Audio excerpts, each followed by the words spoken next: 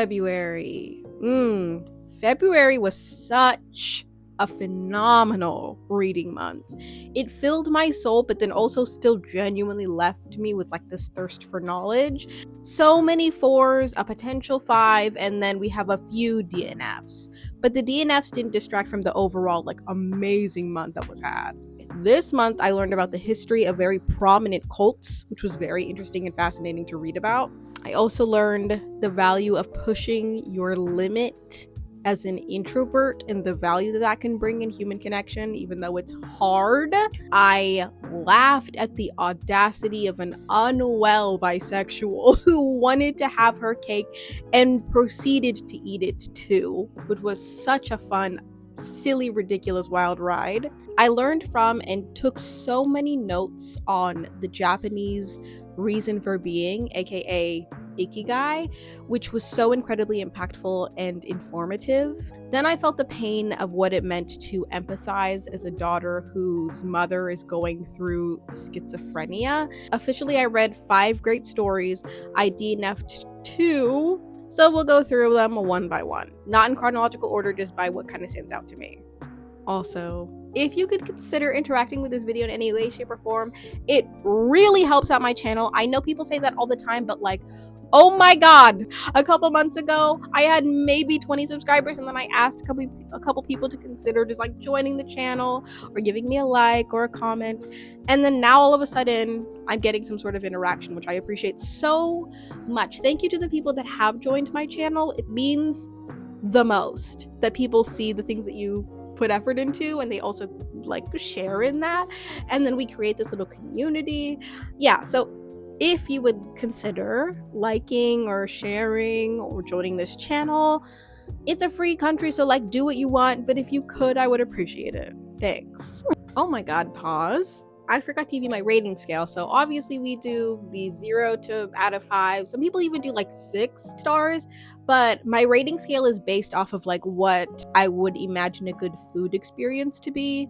So 0 is like, that's regrettable, would have never picked that up. I've never rated a book as straight 0. A 1 would be like, that's also regrettable, wouldn't recommend. 2 would be like, just baseline, like that's straight up mush. 3, that is kind of like baseline fast food to me. That's kind of McDonald's, Wendy's, something that will fill you and leave you satisfied, but you know, there's no value, there's no nutritional substance to it. 4 would be like if you went out with a friend and you were fine dining and you had an amazing, beautiful meal. 5 would be like if you had a personal chef make you the best meal ever, like you couldn't have made it any better, and they make it like in your, I'm an introvert, so like if they made it like to serve to you in bed, if they made it in your most comfortable, most ideal spot, it can't get better than that for me. Yeah, my 5s include Demon Copperhead, They've Called Us Exceptional, and The Rachel Incident. So if you're kind of like wanting like, but I wonder what you like, that's what I like. Let's go back into the book. So Ikigai. I gave Ikigai a 4-star. It is categorized under a self-help. However, I feel like there's just so much knowledge is put into this that I feel like is not the typical self-help. I'm honestly, I probably am just not reading quality self-help books because this felt different than the typical formula that I see. And it's probably because this is not just straight up American wellness advice. So I'm like, is this really a self-help when this is probably the ultimate self-help? So the term Ikigai is translated into the reason for being. Ikigai is spread up into what we love, what we are good at, what we can be paid for, and what the world needs. I found that to be incredibly insightful and valuable to my life, and just, I feel like for anyone's life, that's such a good thing to ponder.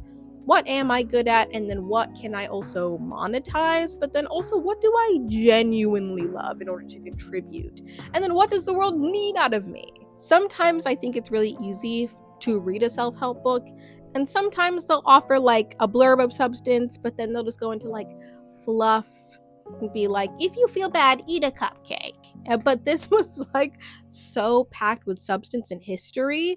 One of the things that was mentioned in this book was talking about Japanese culture and Japanese lifestyle, because the Japanese have the longest life expectancy in the world. I think the average for a female is like 80s, to live to like 87, and then was a male higher than that? I forget. It's somewhere in the 80s versus the US life expectancy is to like 72. Oh, to not only be told from like a quality of life aspect, but then also to be told from like they're also living longer. So we do have things to learn, is also incredibly insightful. They also talk about a specific sector of Japan that has the longest life expectancy within the country that I found to be such a good part that I cannot repeat back, because when you read things through audio, it's so hard to retain any of the information given. I'm definitely going to read this again. It was a very quick read. I think it was only like 3 hours in total,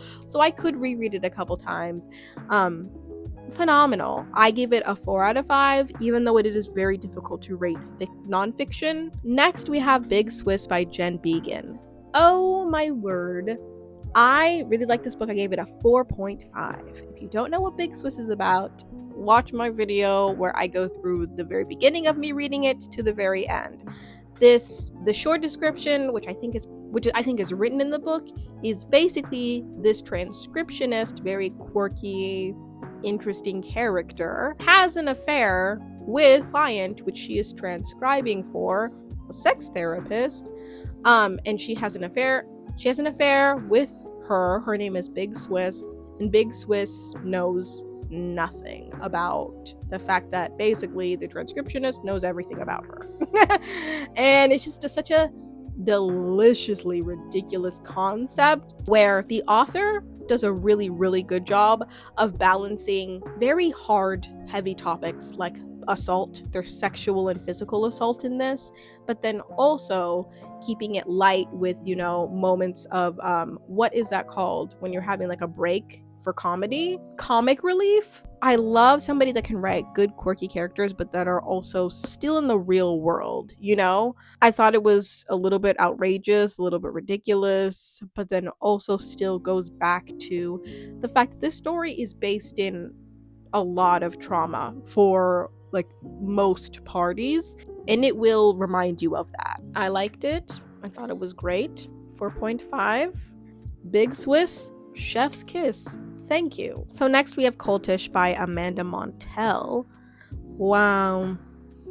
Listen, the reason that I want to push myself to read more nonfiction is because I looked back at myself last year and everything that I had read, and I was like, you haven't learned a darn thing. You're not taking any substance out of any of these books, are you? I feel like reading and just life in general are for entertainment and education. And if we're not learning anything about the people and systems and structures around us, what are we doing? This next book that I read was just a reminder that I'm on the right path and you can be entertained and educated at the same time. I think our issue in this day and age is that I'm going to quote somebody who said this in a YouTube video, we're amusing ourselves to death. But it is fun every once in a while when you read a book that is like equal parts informative as well as enthralling. This next book is both. Cultish. It is essentially deconstructing cult-like or cult-ish language that cults utilize whenever, hooking people in. Not only is it about cult-ish language, but it also is about the way that different cults keep people in with language, but then also how you can tell what is a cult and what isn't a cult with the language that they use. Like, there are some groups that I'm in that use very specific language that you could say is cult-like, but the way that you know that it's not a cult, which this book mentions in depth, is that a cult will use us versus them language. Something that is not a cult will not use us versus them language. And that's kind of how you know that you're in a dangerous position or not. Judging based off like the amount of exclusivity you feel within a group, are they purposely utilizing us versus them to keep you in or not? I learned about so many different cults that I did not know the backstories of at all. Was also just fascinated by the fact that we are in 2025. There's a lot of cultist language that we actively are observing politically, pop culturally, even here right now on YouTube, in this booktube environment. You know, like you could say that like booktube in itself could be looked at as like having cultish language. We say things like DNF, TBR, even the whole idea of booktube, book talk, bookstagram. All of these things are specific to the realm that you're in, but it's not a cult because you're not saying it's booktube versus regular YouTube. It's booktube versus the tube. If you were interested in English communications, as I studied communications in college, I would have died to read a book like this and to have written something on it, like an essay. I do kind of miss that aspect of being in school, but I also am so glad I'm out of measuring my own intelligence from a grade. I would have loved to have written an essay on this, to expand on this idea. Second book before the last one, You Are Here by David Nichols. I was excited about this because I was looking for a pretty casual, just cozy read, and the other books, I mean, Big Swiss, I guess, could be counted as like a cozy read. I knew this was going to be just like literary. We're going along on an adventure. The book is about two introverts who are resistant towards going out, but they find themselves being talked into going on a walking trip where they'll explore England and be walking from one destination to one start point to their destination, which is over the period of like a whole entire week. And they walk multiple miles, and basically the person who they were connected by is a mutual friend, and she set them both up with different people, but they kind of make their way to each other, which is kind of just a cute little, I thought it was going to be a cute little cozy vibe, and it kind of was. But this book did have several little moments of mini heartbreak, not because anything dramatic there's kind of one thing that dramatic happens, but the people that they are just very reserved people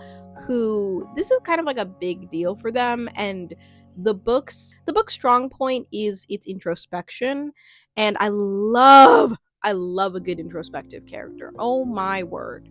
And I really felt for the main guy. I'm forgetting all of their names, but the main guy to me really tugged at my heartstrings. He felt like, even though this is a man written by a man, he felt like a man written by a woman because he was just so sweet. I gave this book a 3.7 and a 5, and I don't think I would read it again, but I would recommend it to somebody looking for a kind of just like a introspective, cozy, at times kind of funny, like rom-com-y book. Then we have No One Gets to Fall Apart by Sarah Labrie. Sarah Labrie, this is a story from her perspective. This is a memoir from her perspective, as she details what it was like to live with her mother, who is a schizophrenic. And I listened to this over audio, and she pronounces it as schizophrenia, which is really interesting. I've never heard schizophrenia before, but she has a very interesting accent that makes her pronounce things in ways I just did not. She's only from like California. She's not from anything crazy, but it was just really interesting to hear a word so commonly used pronounced in a way that you'd never heard before, you know? Anyway, it's about her and her mother's relationship. That's the base of the story. But plot, her figuring out her relationship to her mother, to schizophrenia, to mental illness, and then subplot is just her life kind of as she's figuring out her relationship with her mother. She's figuring out her relationship to herself, to her loved ones, to love itself. At one point, there was a moment in the book, a line that it like stopped me in my tracks, and I had to rewind it because I was like, "That's great, that's powerful, that's too much." And I think it was I was in a place where I didn't want to love, and she's referring to like the fact that she had been in different, like situationships and different relationships, but she kind of was like, I don't even want to love anyone right now. Like, I don't even have the tools to do that, so I don't even want to even attempt, which was very interesting. There's so many moments like that where the book reminds you, she manually actively reminds you that she is not like a fully healed, well-rounded person that, went through something and then overcame it, and then all of a sudden she's like this great, wise, I don't know, what's processed person. I feel like a lot of these stories that she has brought up, she wrote this book as she was processing them. I gave this a 3.75. I had so many moments where it displayed on my heartstrings. My word, this did really strike me, but I don't think I would read it again. And unfortunately, I did struggle with the narration because some people are just not meant to narrate their own book. I'm so sorry about that. That feels so mean.